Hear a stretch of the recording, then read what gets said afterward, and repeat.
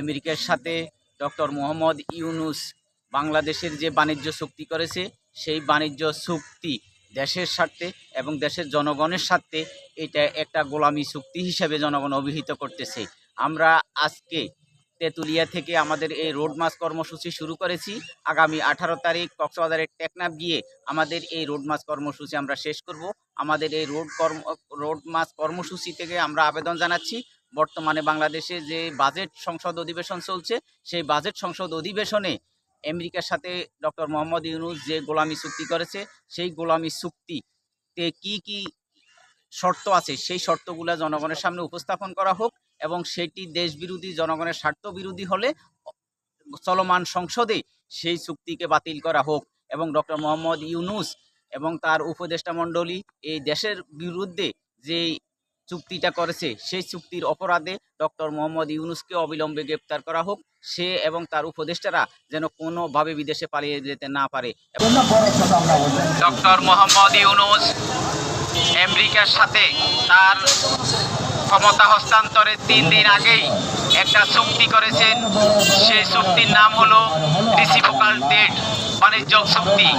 এই চুক্তি বাংলাদেশ বিরোধী এবং বাংলাদেশের 18 কোটি মানুষের স্বার্থ বিরোধী একটি গোলামি চুক্তি করেছেন।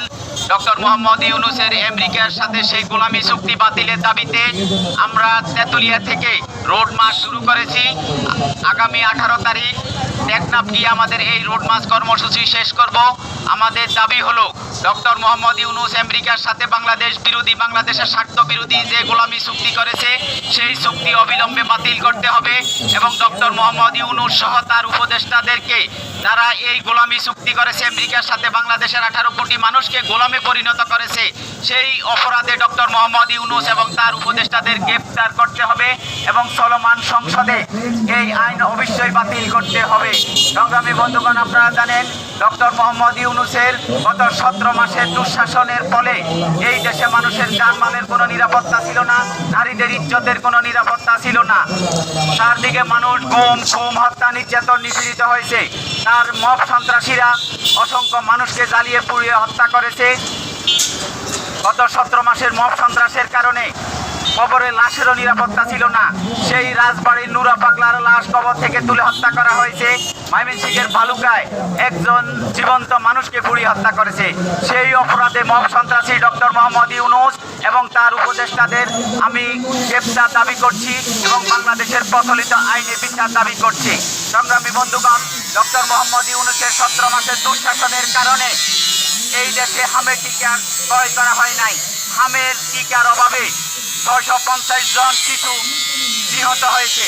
সেই অপরাধে, শিশু হত্যার অপরাধে ডক্টর মোহাম্মদ ইউনূস এবং তার উপদেষ্টাদের আমরা গ্রেপ্তার দাবি করছি এবং সর্বোপরি বাংলাদেশের সাথে আমেরিকার যে গোলামি চুক্তি, সেই গোলামি চুক্তি বাতিলের দাবি জানাচ্ছি এবং ডক্টর মোহাম্মদ ইউনূস যেন এবং তার উপদেষ্টারা যেন কোনোভাবেই দেশ থেকে পালিয়ে যেতে না পারে, তাদেরকে অনতিবিলম্বে গ্রেপ্তার করতে হবে এবং তাদেরকে কোনোভাবে দায় মুক্তি দেওয়া যাবে না। সেই দাবি নিয়ে আমরা রোড মার্চ কর্মসূচি শুরু করেছি। দেশবাসী, আইন শৃঙ্খলা রক্ষাকারী বাহিনী এবং সাংবাদিক ভাইদের সার্বিক সহযোগিতা আমরা কামনা করছি এবং দেশবাসীকে উদাত্ত আহ্বান জানাচ্ছি যে আপনারাও আপনাদের স্ব অবস্থান থেকে এই দেশ বিরোধী গোলামি শক্তির বিরুদ্ধে আপনারা ঐক্যবদ্ধ হন এবং সোচ্চার হন।